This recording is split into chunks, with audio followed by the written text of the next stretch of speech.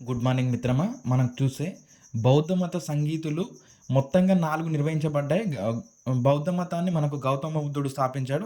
ఈ బౌద్ధ మతానికి చెందినటువంటి గ్రంథాలను త్రిపిటకాలు అంటాము. అవి వినయ సుత్త, అభిధమ్మ. అయితే ఈ బౌద్ధ మత సంగీతులు మనకు 4 చోట్ల నలుగురు చక్రవర్తులు కాలంలో నిర్వహించబడ్డాయి. వాటికి అధ్యక్షత వహించిన వాళ్ళు కూడా ఉన్నారు.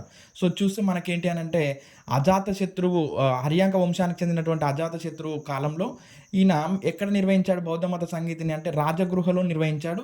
దానికి అధ్యక్షత మహాకశ్యపుడు వహించాడు. అదేవిధంగా శిశునాగ వంశానికి చెందినటువంటి కాలాశోకుడు వైశాలిలో సబకామి అధ్యక్షతన రెండవ బౌద్ధ మత సంగీతిని నిర్వహించాడు. అదేవిధంగా మౌర్య వంశానికి చెందినటువంటి అశోకుడు పాటలీపుత్రలో మొఘల్పుత్త తిస్సా అధ్యక్షతన మూడవ బౌద్ధ మత సంగీతిని నిర్వహించాడు. అదేవిధంగా కుషానుల వంశానికి చెందినటువంటి కనిష్కుడు కాశ్మీర్ ప్రాంతంలో వసుమిత్రుడి అధ్యక్షతన నాలుగవ బౌద్ధ మత సంగీతిని నిర్వహించాడు. ఇక్కడే మనకి హీనయాన, మహాయానగా విడిపోయింది బౌద్ధ మతం. సో, ఇది మనకు ఖచ్చితంగా ఒక 1 మార్క్ వచ్చేటటువంటి అంశం మిత్రులారా. ఖచ్చితంగా గుర్తుపెట్టుకోవడానికి ప్రయత్నం చేయండి. అజాతశత్రువు, రాజగృహం, మహాకశ్యపుడు, కాలాశోకుడు, వైశాలి, సబకామి, అశోకుడు, పాటలిపుత్ర, మొఘలిపుత్ర తిస్సా, కనిష్కుడు, కాశ్మీర్, వసుమిత్రుడు. సో, 1కి 2 సార్లు ప్రాక్టీస్ చేస్తే మనకు నోటెడ్ అయిపోతుంది మిత్రులారా. సో, ఖచ్చితంగా గుర్తుపెట్టుకోవడానికి ప్రయత్నం చేయండి మిత్రులారా.